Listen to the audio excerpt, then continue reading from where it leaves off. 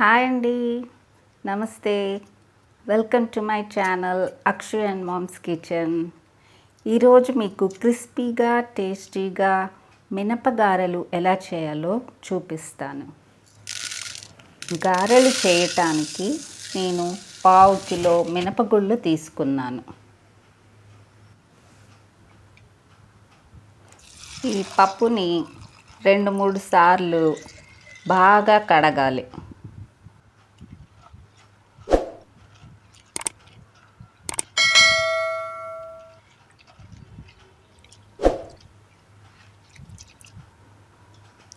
కడిగిన తర్వాత ఫ్రెష్గా వాటర్ వేసుకొని ఒక 5 గంటల సేపు నానబెట్టాలి.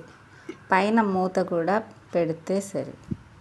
చూడండి, 5 గంటల తర్వాత మూత తీసి చూస్తే పప్పు బాగా నానింది. ఇప్పుడు పప్పు బాగా 1-2 సార్లు కడగాలి. ఈ కడిగిన పప్పును మిక్సీ జార్లో వేసుకోవాలి. ఇందులో పచ్చిమిర్చి 2, ఎండుమిర్చి 3 వేయాలి.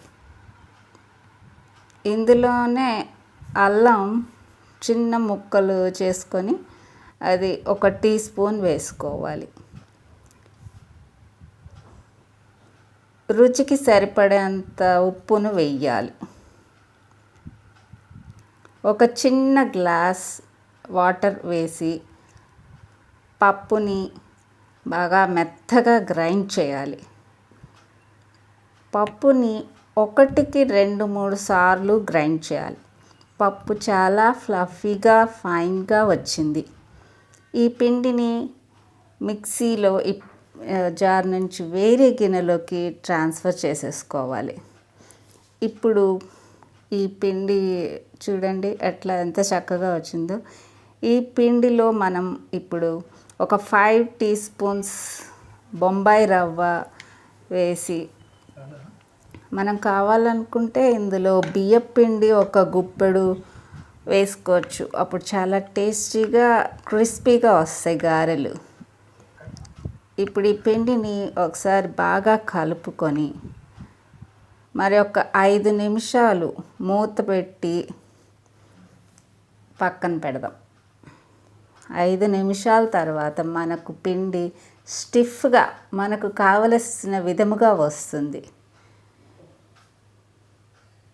ఇప్పుడు ఇందులో చిన్న ముక్కలుగా కట్ చేసిన కరివేపాకులు, కొత్తిమీర 1 గుప్పెడు, ఒక 1/2 టీ స్పూన్ జీలకర్ర, చిటికెడు వంట సోడా ఇవన్నీ వేసి బాగా కలుపుకోవాలి. మనకు కావాలనుకుంటే 1 ఉల్లిపాయ కూడా చిన్న ముక్కలుగా కట్ చేసి యాడ్ చేసుకోవచ్చు ఇందులో. ఈ పిండి మనకి పర్ఫెక్ట్గా ఉందో లేదో తెలుసుకోవటానికి కొద్దిగా నీళ్ళల్లో పిండి వేసి చూస్తే నీళ్ళల్లో తేలుతుంది. ఇలా వస్తే వడలు చాలా బాగా వస్తాయి. ఇప్పుడు ఒక ప్యాన్ తీసుకొని అందులో 3-4 గరిటెల నూనె వేసి ఆ నూనె బాగా కాగేదాకా ఉంచాలి. ఈలోగా మనం ఇది గారెల షేపు ఒక ఈజీ మెథడ్ మీకు చూపిస్తాను.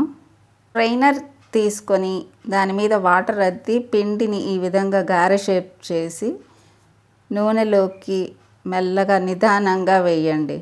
ఎందుకంటే ఒక్కొక్కసారి ఆ నూనె మీదకి చిందుతూ ఉంటుంది. సో ఇట్లా వేస్తే గారెలు కూడా చాలా బాగా వస్తుంది. నిదానంగా సిమ్లో పెట్టి వేయాలి. ఇలాగే ప్రతి గారె మనము సేమ్ మెథడ్ ఫాలో అవి చేసుకోవచ్చు. ఇంకా బాగా ఎక్స్పీరియన్స్ కనుక్కుంటే చేతి మీద కూడా వేసి దాని ప్యాన్లోకి వేయచ్చు. ఆర్ పాలిథిన్ కానీ లేకపోతే అరిటాకులు కానీ గారె షేప్ చేసి వేయచ్చు. ప్యాన్లో మనం 3-4 గారెల దాకా వేసి ఫ్రై చేసేసుకోవచ్చు.